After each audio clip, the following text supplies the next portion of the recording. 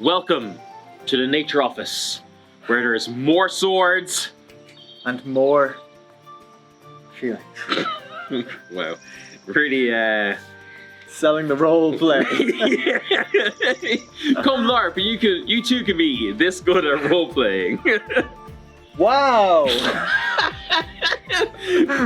I know we literally just said in the break. I say break as if it's not literally 15 seconds into an episode that you didn't want to edit more, but can you put those stupid fucking YouTuber eyes on me where I'm going? No. Okay, I great. can't bring myself to do that. Honestly, good. See, I still have some integrity. This is get with fake sword real I feelings. still have some integrity. Your integrity means nothing to me, Jim. Right, let's talk. Let's talk about real swords and even more real feelings. Guys, they're so real. They're so real and raw. Swords are not real. The swords are not real. Right, we're mumbling. We've been lying to you. fumbling. This episode, we are going to talk to you a little bit about our... Yeah, I just had to fucking hard get us back on track. We're going to be talking to you a little bit about our nation, the glorious nation of Dawn. Oh, I didn't know we were harmonizing. Go again. Dawn. No, it still wasn't harmony. You went the other way. It's fine. I wasn't. We're not singers, all right? Anyway, and our own house, which is House Gladewarden. Yeah, Gladewarden. We like trees and shit. Okay. We do like trees and shit. Okay, so Specifically the shit. and how it feeds the trees. Yeah. But look, we do tree things. Yeah. We love trees, we love sword fighting, and we once trained a dog to sit perfectly still. I was going to bring in the dog. Damn it. That would get me to it. Okay, right. So, jumping in. Last time we spoke about like how we found our way to LARP and the whole rigmarole of it being like, you know, a stag party, basically, a secret stag party. But we, like, with the help of Jeffrey Willoughby, I hope I'm saying your second name right. I'm not. Also, we're from Ireland, so apologies for all the pronunciations here. Apologies for everything. We've never done anything wrong as a country, but we apologize for us. We did hamstring the EU that one time. What time was that? One time Ireland was like, it was Apple, remember? Apple owed us a load of money and we let them off the hook and set a standard for the EU. Yeah, well, but that was our banks, not us. Yeah. Nobody likes their banks. Why are we talking about this? Back to Gladewarden. Dawn. Back to Dawn. So this episode, I'm gonna get us some structure here, Jim. Right? Please, Jim. We're gonna talk about Dawn, and then I'm gonna talk about Gladewarden. Okay. Which is a house of Dawn. Houses are important in Dawn. Yes, people live in them. So, sorry, I'll wise up. We were almost there, okay? The house in Dawn is called the house in Dawn. The wine bar in Dawn is called Wise Guys. Yeah, I'll wise up like those guys. Okay, Dawn is your typical Arthurian kind of not high fantasy, almost low historical fantasy. Is that an accurate way of looking at it? I mean, the King Arthur mythos. It's romantic fantasy, I think, is for the sure. This is knights and romance and glory. And this drama. Is like, yeah, for sure. This is like, what's his name? That knight from the book. It'll come back to me mid-episode. Galahad. It is like Galahad. Yeah, it would be like Galahad, but no, your man, the knight. Gawain? No, he's Spanish. No. Alejandro. I don't know. We're all sitting here until Lady Gaga sing about him? No, he's known for tall Did ABBA sing about him? He's Fernando. No, they didn't. I hate ABBA. What? Just drop it, okay? Give me those YouTuber eyes again. What? Anyway, it'll come back to me later. Basically, you're looking at kind of a cross between that Arthurian mythos and Game of Thrones, right? So, basically, the nation is structured that it's like noble houses. So you've got like kind of like these grand houses filled with knights and ordeals that pledge themselves to like, X virtue, or you kind of Y noble goal or whatever, and even inside these houses, they have a structure unto themselves. Yeah. So basically, like they have yo folk who are kind of like the non-noble members of the house who might deal with the actual yo folk. It's a actual term. Exactly. You get it. You get history, or current times if you're in Arklow. Just taking shots at people you don't know. But yeah, so there's the yo folk who kind of make up like the people who do the money counting. Do the work. Take care of business. Do the work. Yeah. We don't. The actual heroes of Dawn are the yo folk, but never. If you're a noble, you never let them know that. No, and currently yo folk noble. Currently, hopefully passing my test of metal. Soon. This depends on it. Yeah. Which we'll tell you about later on in our Gladewarden section. Yeah, the whole thing of Dawn is that nobility is not a birthright, it's an achievement. It's earned. You prove yourself via what's called a test of metal, which what we were talking about in the last episode is kind of what we quasi-stumbled into unknowingly. We fell arse backwards into this whole process, but it's actually suited us perfectly, so we were delighted with this. But so the structure goes, yo folk, nobles, right? Yes. It's like 2-tier system. And within but then kind of leaning more into that Arthurian myth and the kind of like, romantic ideal of knights and squires and stuff, you kind of have like different layers of it almost. Like you have within your yo folk, if you're actively seeking a test of metal, you're a knight errant. Yes, exactly. There are sub-tiers. There are like not even a tier. I think subdivision is maybe. Yeah, that's fair. Because then you also have like your seneschal and seneschals and stuff. Yeah, and then then in nobility, there's like if you're the head of an house, you're an earl or an enchanter. If you're kind of sparkly inclined, Jim is our earl. Yeah. Or you're just a noble, or you can pass your test of metal, prove that you're worthy of being a noble, and you go, you know what? Up yours house, I'm gonna go to do something really dramatic, maybe something stupid, and I'm gonna be a questing knight. I'm just gonna go around questing and probably die. Pretty dramatic, maybe stupid. Could just negate this whole episode. Like, if you want to know what Dawn is, pretty dramatic, maybe stupid. I would even go as far as to say incredibly dramatic, incredibly stupid. Yeah. Like, it's hearts on the sleeves and brains out of the head. Like, that's the heart wants what the brain dreads. Yeah. Yes. So, and there are hundreds of these houses, like thousands probably in the greater empire, but in game there are hundreds of them, and some of them are one person, some of them are like 50 or 60 people. I think one of the big houses has like 30-40 people in it. Probably. I don't know, I never actually checked the numbers, but like there's sometimes you'd see like a lot of people in the same like livery lined up on the battlefield, you know. And like these houses, House Orzel and the Rondel, I think they're quite big. Quite big, yeah. Or they're at least quite old anyway. Because there is an element of like, there's the old houses who've been going since like year one, event one, and stuff. Yeah, you know, and they've grown substantially. 10th year of Empire. Yeah. So that's a lot of growth and a lot of like kind of just being part of the entire Dawnish ecosystem. I mean, at that point, like it's a major part of your life. Like we've been doing it a year. And like, it has consumed us. A major part of our lives. Like, yeah. So I can only imagine what you guys in the bigger houses what it must feel like to you, you know? Yeah. I can't wait to get there. I think I said it in the last episode, but I want to be an old man on a porch in Dawn being like, let me tell you about when we fought the Druze 30 years ago. Remember them Druze? Hey Ma, there's Druze on the porch. Ah, damn, get the Druze off. Anyway, yeah, so, and there's like inter-house mingling and stuff as well. Like some houses might be quite competitive. Some houses might have like very good working relations with other houses. Oftentimes houses will come together to form what's kind of called a lance. And again, we're only a year in, so our understanding of this could be wrong as well, but we've formed a lance of like kind of 3 core houses, which is like Gladewarden, Dubastion, and Carleone. So they're kind of the 3 houses that our player group are mostly kind of gravitating around. Yeah. Like, again, just to kind of talk about the scale of Empire, even just the scale of Dawn, which is, I think Wintermark is the biggest nation, but Dawn is the most popular nation for new players, at least according to the last research data I saw. Which makes me sound like I haven't just seen it on a Facebook post and I've actually done research.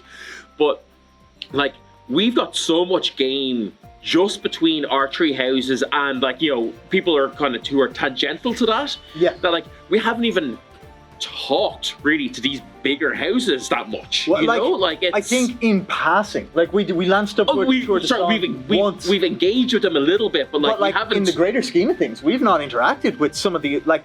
You guys, we're in a field with if these you guys. guys are there, you're watching this, you're probably like, who the fuck are these guys? You know, because we've probably never said anything. So hi, we're I'm House Dylan. Gladewarden. I'm Jim. We should have introduced Fintan. ourselves at the start. Tig.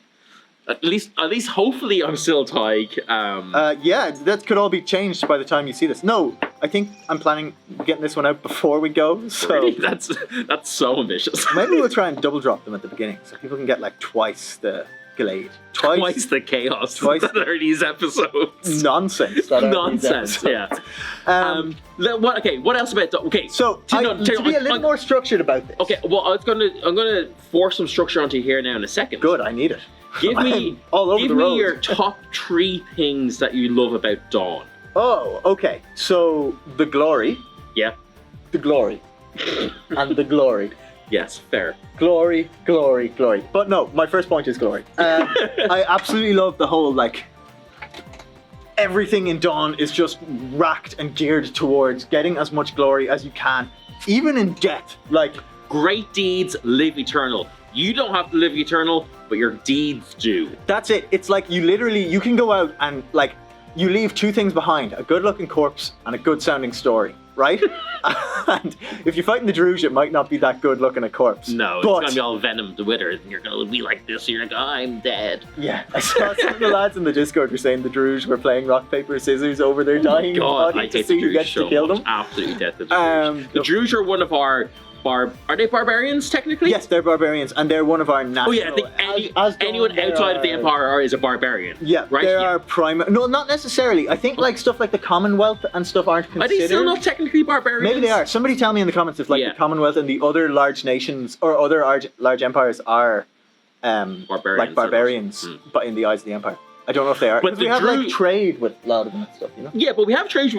Like I mean, we have trade with the Jotun sometimes as well. Yeah, and the Grendel and stuff. I think there's like a priestly sign with them, but they're still barbarians to us. Yeah, okay, that's fair. I think, and I could be entirely wrong on this. Savages. But anyway, the Druge, just for some context, are a race of orcs, a nation of orcs. A nation of orcs. Who are real nasty. They're slavers. Their entire thing is like. Cursing people with venom, and then like getting people to a state where their souls become tortured and they require exorcism.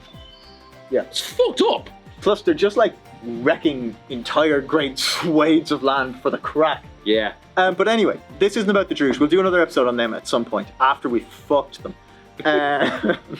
But yeah, no. Where was it? Glory. The glory. So the idea is, you go out, and as long as you leave, like.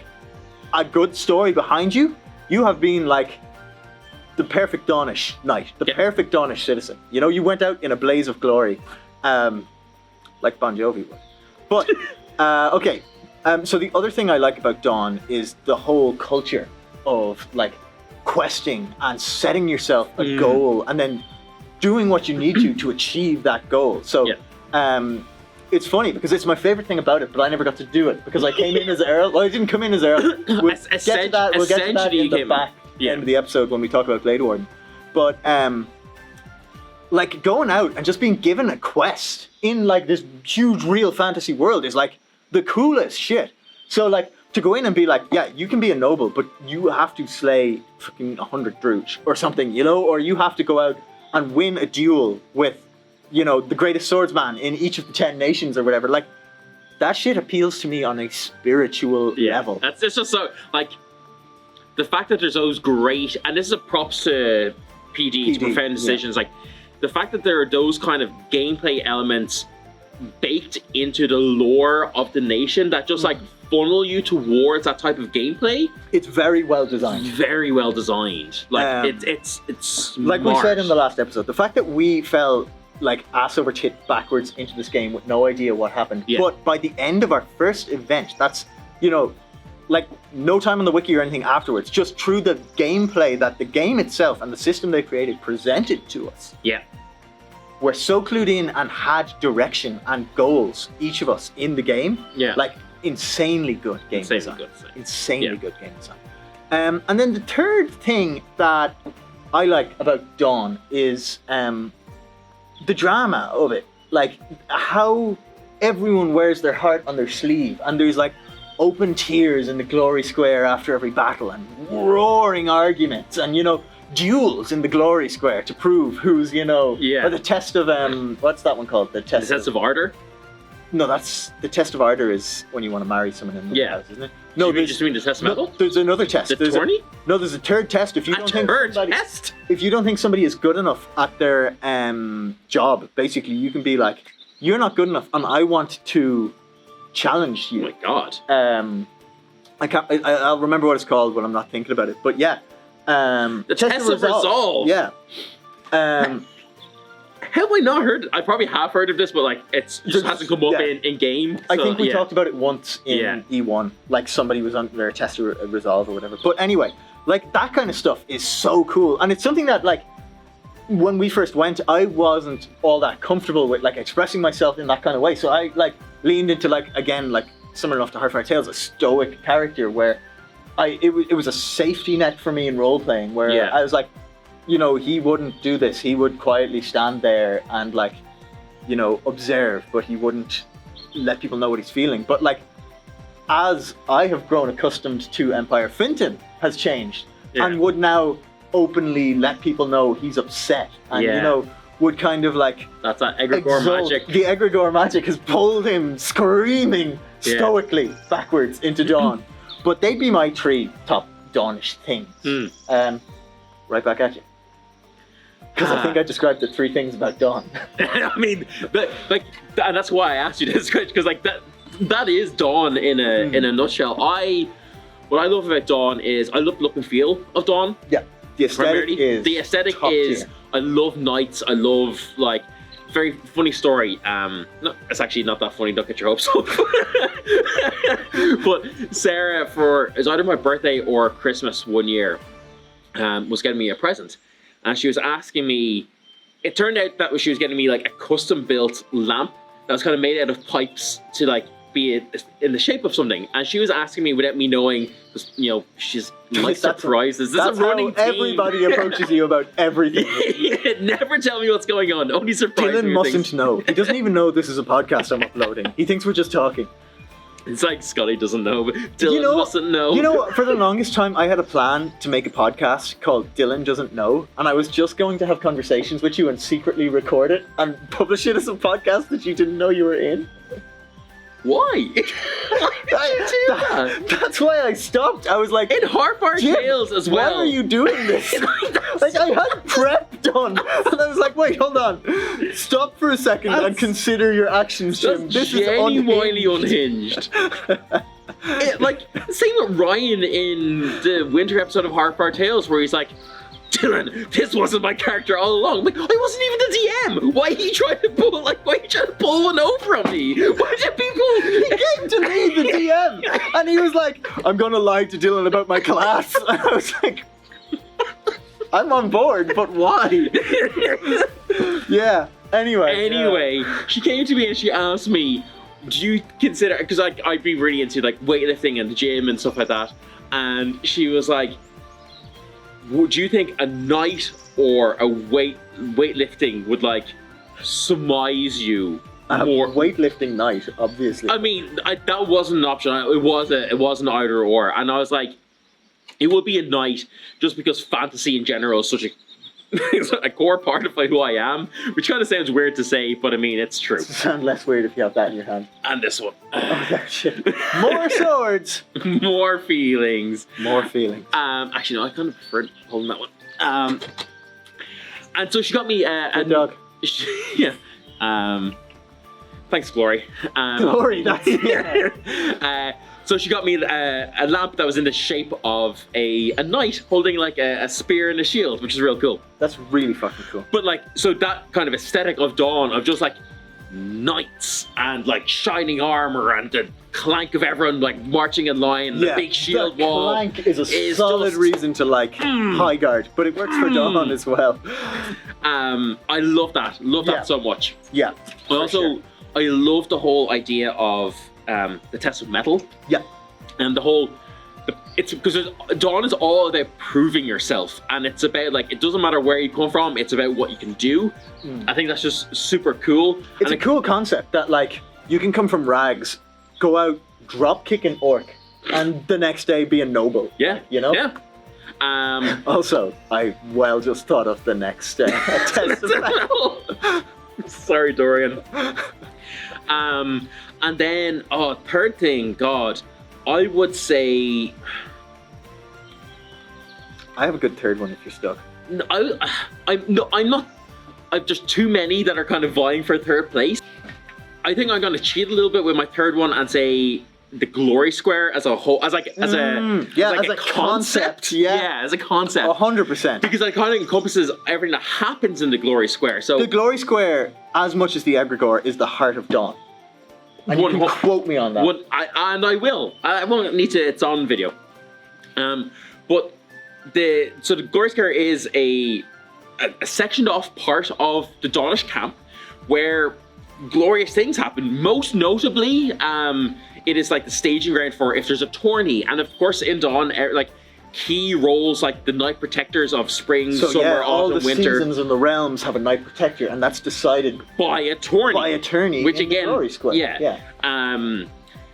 There is, weddings in the glory square. There's funerals in the glory square. There's markets in the glory square. Twice I've seen the glory square turn into a battlefield. Yep. Twice. There is just outright brawls in the glory square. If I had a penny for every time the glory square turned into a battle, I'd have 2 pennies. Yeah. It's not a lot, but it's weird that it's happened twice. It's probably weird that it's only happened twice. Yeah, that's actually true.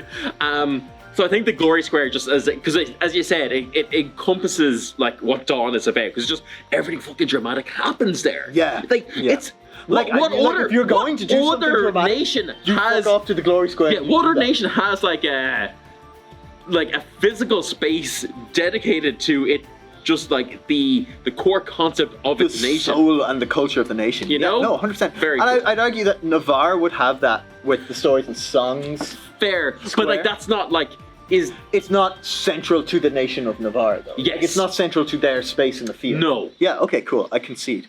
But as always, happy to be proven wrong. So I mean, if you disagree, get in the comments. Get in the comments. The algorithm.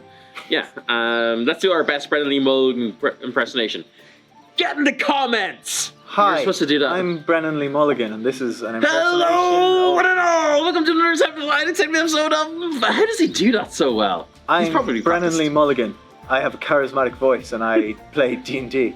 Yeah, you asked for an impression. I didn't give you a good one, but I gave you an impression. It really was not a good one.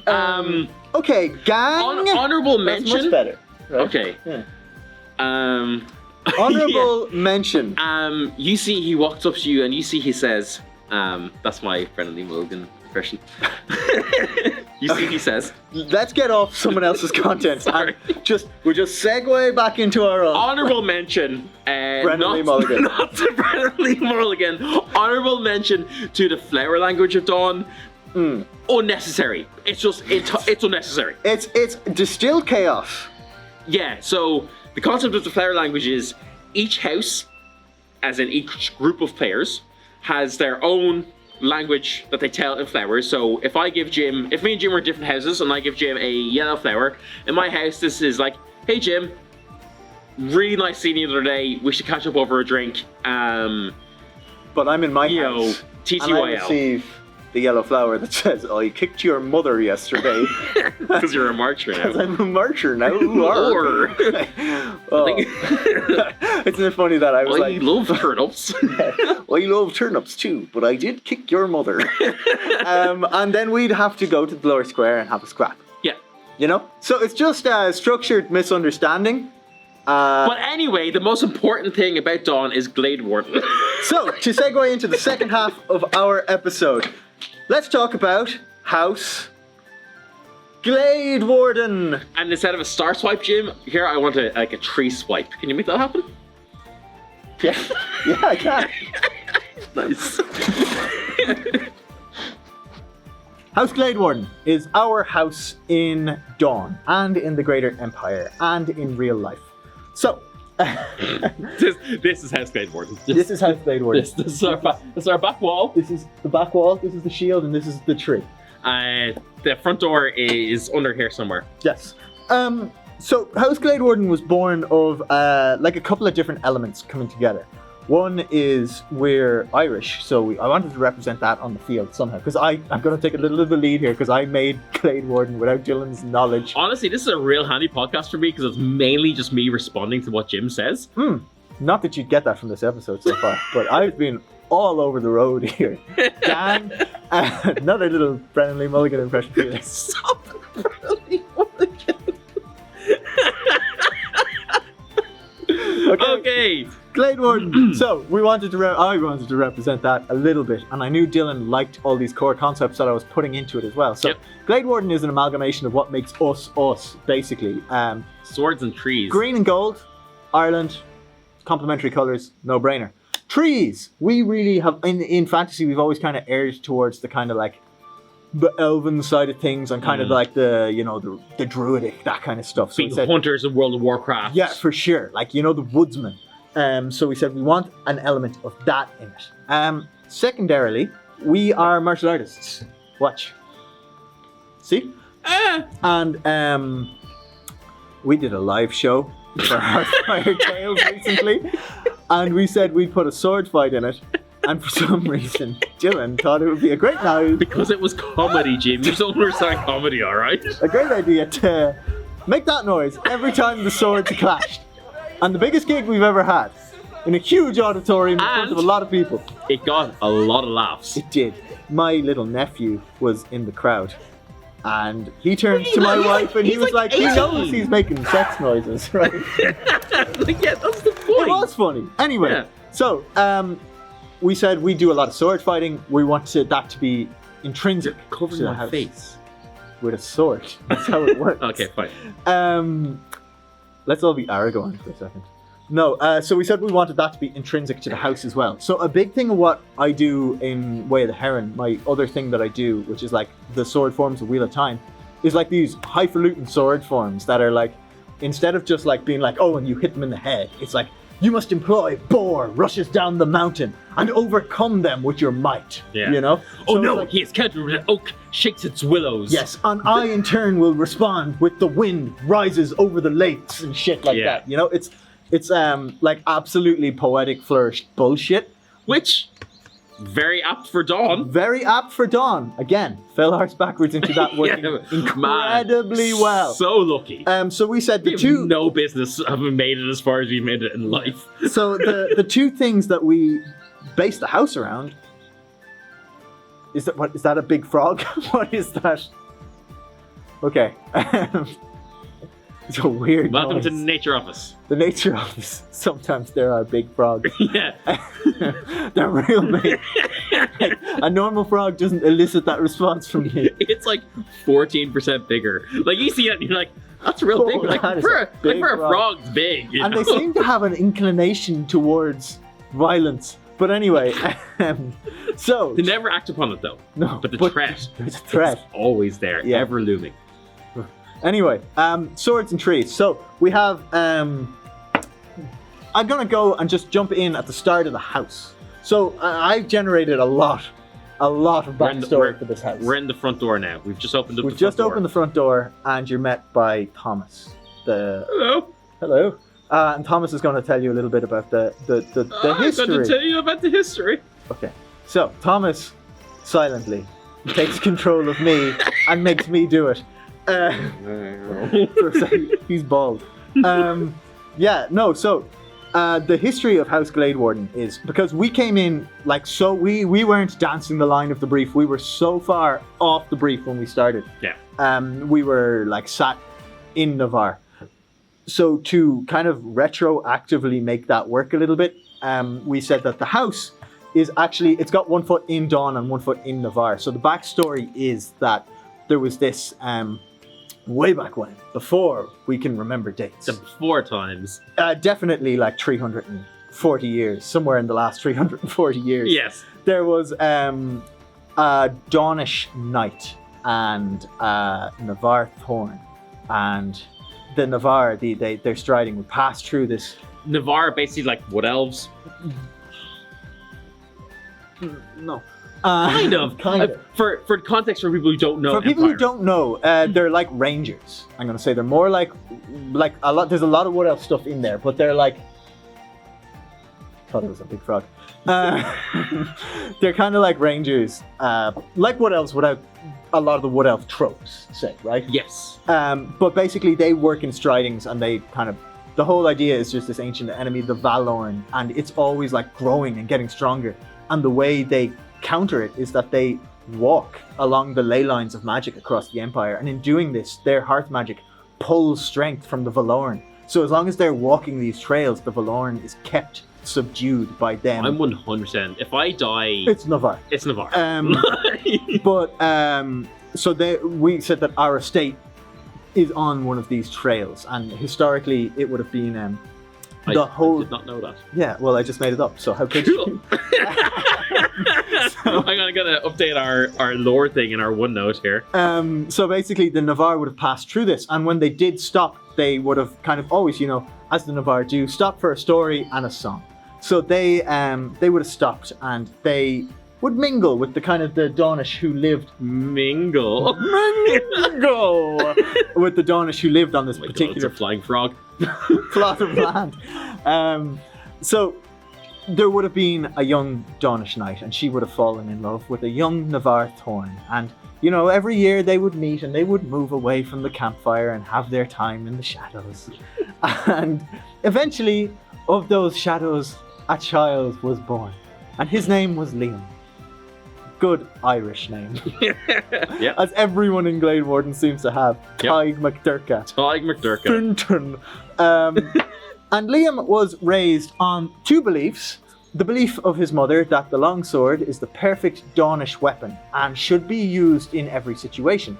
And the belief of his father that dancing is the most important thing in the world.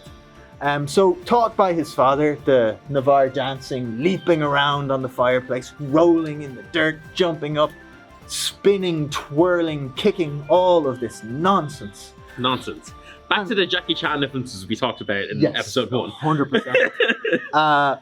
Then taught by his mother that a good, strong sword in your hand is all you will ever need to defend you and yours and claim all the glory you'll ever need. And they raised him learning these two disciplines, and then one night at these, beautiful campfire, mother and father didn't retreat to the shadows anymore. That would be weird with the child in tow. Yep.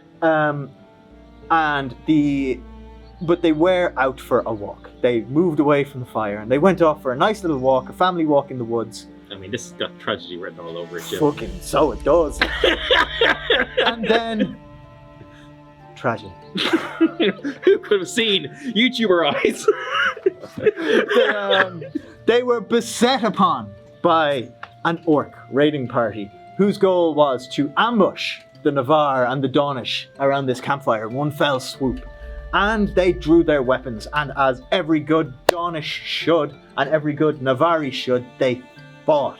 And the mother took her long sword and her short sword and her shield and all her Dawnish armaments in her hands, and she charged the Druge. And she swung her sword and took many of them out. But unfortunately, she was not deft enough to avoid their arrows, and she fell. And the father danced around the glade, daggers in hands, bows singing. But unfortunately, when cornered, was not fierce and strong enough to fight his way out. But Liam, deft of foot and strong of arm, was capable of defeating the remaining orcs. He danced aside from their blows and struck fiercely back with his own, combining the dance his father taught him and the strength his mother bestowed him. And he fought throughout the night until come the morning, when the Dawnish, returning to their estate, found him in the clearing, surrounded by a huge amount of bodies. Unfortunately, the bodies of his mother and father amongst them. But having seen the heroism and the glory of what he did, he was ceded this part of the forest himself to start his own house, should he wish. And when the Navarre saw what he had done, they gave him his torn. I don't know how the Navarre stuff works really, so I'm ad-libbing this little bit. It might be wrong. Hit me up if I'm wrong about how Navarre works. But they gave him his thorny tattoos, and he let his Navarre family go, and he let his Dawn family go, and he started his own house there, which he called House Gladewarden, because he warded the glade. Wow. Wow. And that is where our twin disciplines of loving trees and loving swords come from. And of these twin disciplines, he decided that the house custom was going to be sword forms, which are over-the-top, eloquent, dance-like sword moves that we employ in battle and in duels. Which you can learn from us, because obviously we know them from Wayoftheheron. Mm-hmm. And also, I see in character, we sell a little manual of sword We do. I forms. should have brought it here, but we have a book called The Gladewarden, which is an illustrated AJ, manuscript. can you do one of these that goes like... Like, this was meant to be a top and tails job. I don't want to edit that. Here it is. It's the Gladewarden. Give it a little smack and send it on its way. Now you're adding more. Look, I've already got the event pan crop window open. Sorry. You already have the YouTuber eyes on me. Yes. So you can buy that. And that's kind of just a nerdy thing Jim wanted to do. Because, like, sword history is so cool. And it's all these illustrated manuscripts. Like, you've got the Fiore and all that kind of stuff. Like Myers drills. And I realized last year that I'm in a position to do one of these now in a medieval setting and just do that for myself. So I'm going to, over the course of Empire, I'm going to just keep putting these out. We're doing the winter edition. I'm going to be up all night finishing that to get it printed tomorrow. And editing this.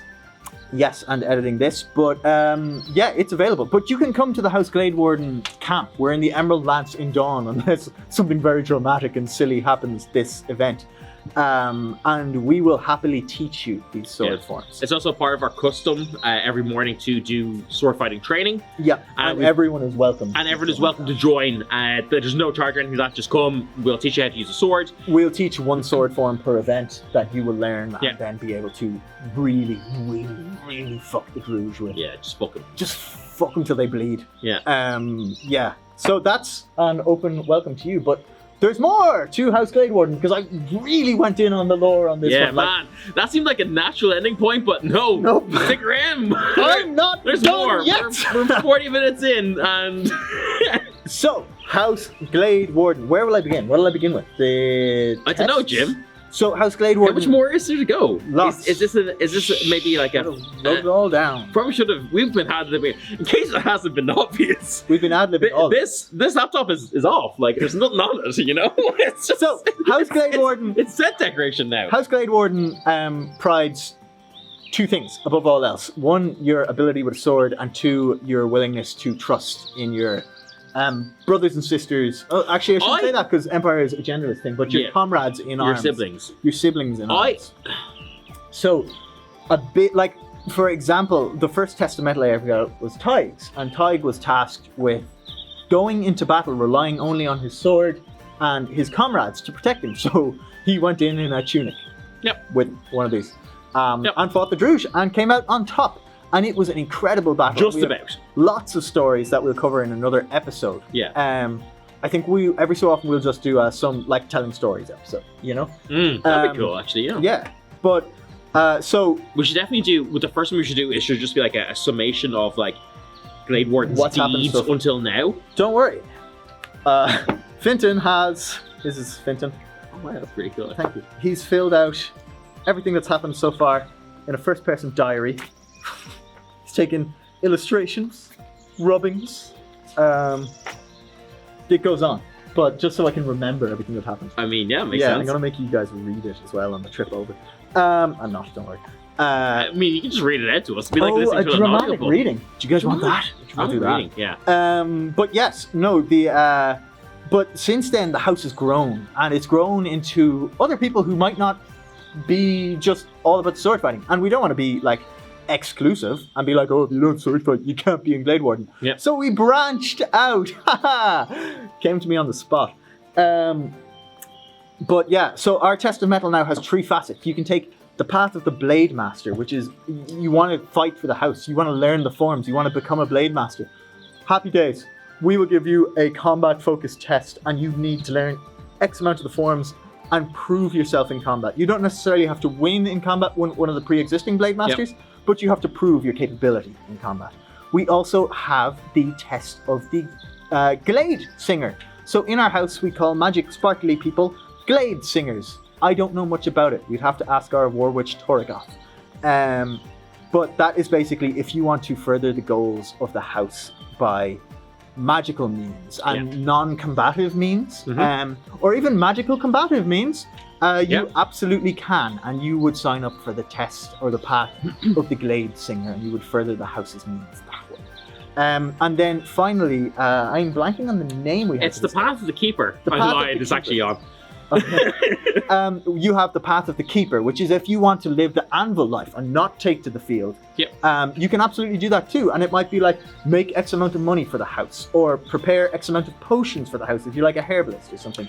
Craft an epic magical item so that someone else can bring it to battle. Exactly, yeah. And these are all, and obviously I'll tailor them, or whoever happens to be the Earl at the time will tailor them to the character as well.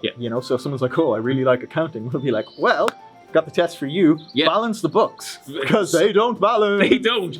We are impoverished. The shame of Gladewarden, if I must call it that, because that truly is what it is that we can't make money to save our lives. We just don't seem to. And every time we make it, we just give it away or spend it on something frivolous, like a little light up crane, which in fairness was beautiful. They were very cute, and it was our first event. We didn't know how much money didn't know the value of anything. We gave an awful lot of money to someone for an origami crane.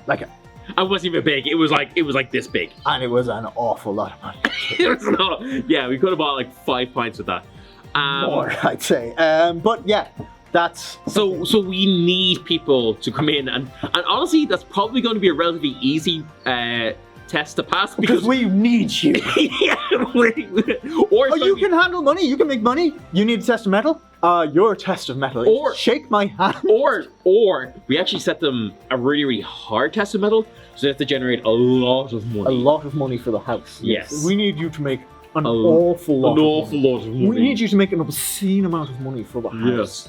Yes. Onto more Gladewarden lore. Gladewarden lore. I generated so much of There's still more? The house. I should know this. The house has 5 names. Oh, this part is actually real cool. The house. This is a late edition. This is a late edition. Yeah, this is a rather late edition.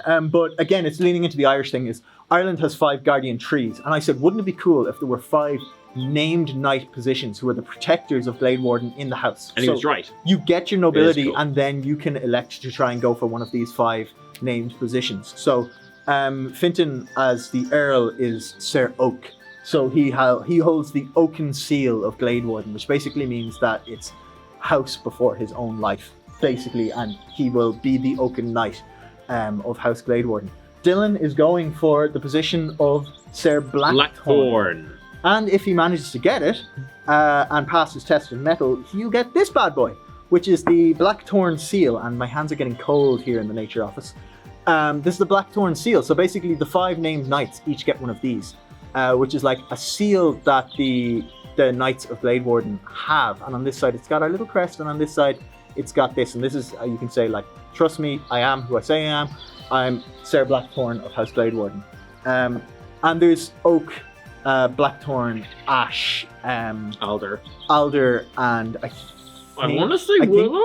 It's Willow. I think I said Willow, and then I regretted it when I realized I have to put a willow leaf on this. What the fuck does a willow leaf look like? I have no idea. Yeah, well, I'm gonna have to name. And similarly enough, our Knights Errant. Knights Errant. Knights Errant. Knights Errant. They get one of these, which basically, this shows the Dawnish crest that symbolizes them as a knight errant, and this shows the house they're questing for. And I think these are just cool. But yeah, there's these 5 knightly positions, and they are titles passed down. So when Fintan dies, because let's face it, I mean, yeah, I'm surprised he's lived this long. Yeah. That title will then become open to the next noble who wants to take it, and the house will encourage people to try and fill that slot. And they will get the title, and they will get the sword of the previous knight errant, and they'll get the armor of the previous knight errant, which isn't at all my way of not having to buy new kit for each character. That you can say, I went and I recovered the armor of the previous Oaken Knight, and I wear. And like, to be fair, that might not even be. Like, that could be if I die, if we both die or something, we could come back as like each other's characters almost. Like, I don't have to come back as, the next Blackthorn. I can come back as a different one. You can come back as the next Oak, or you can come back as someone who's like, I don't want to be one of the Guardian Knights as well. These can sit gathering dust if they want. It's all down to what people are doing. It'd be really cool to get the house to like a stage where we have, a good few people. That we have those 5 knights are always in play. It's kind of like a smaller version of the Knight Protector situation. Yeah, kind of like that. But just solely within our house. Yeah. And there's are we gonna have like additional responsibilities? I think each of them is going to have a is that going to tie into like me being the Master of Arms? Like the Oaken one is always about like protecting the innocent and like protecting those who can't fight in the house and that kind of thing. The Blackthorn is going to be like about crafting weapons and crafting like what we need to get through the fight and stuff. The Willow is about working out how to draw leaves. Stuff like that. But no. So, and currently 3 of those positions are open in the house. Although I think one is potentially being taken, not this event, but the one after. And then there's a couple of night. We have other people kind of like applying for the house. So, but if you want to be one of the if you want to be one of the named protector trees of House Gladewarden, come talk to me, I see. Make it work. There's more, but you can discover that on the field, I think. That's who we are, House Gladewarden in a nutshell, basically. Not a nutshell, in a very expansive video. In an acorn. In an acorn, because I am Sir Oak. I didn't bring my one of these, I only bring the one that will be yours. All our stuff has trees on. All our stuff has trees on. But look, I think that's everything we wanted to cover in this episode. House Gladewarden, House Dawn. House Dawn! But look, we're just really, really glad that you had the opportunity to meet Glory. I don't have a sign-off. Glory will say woof woof. And until next time, keep your swords fake and your feelings real. Bye, everybody. See you on the field.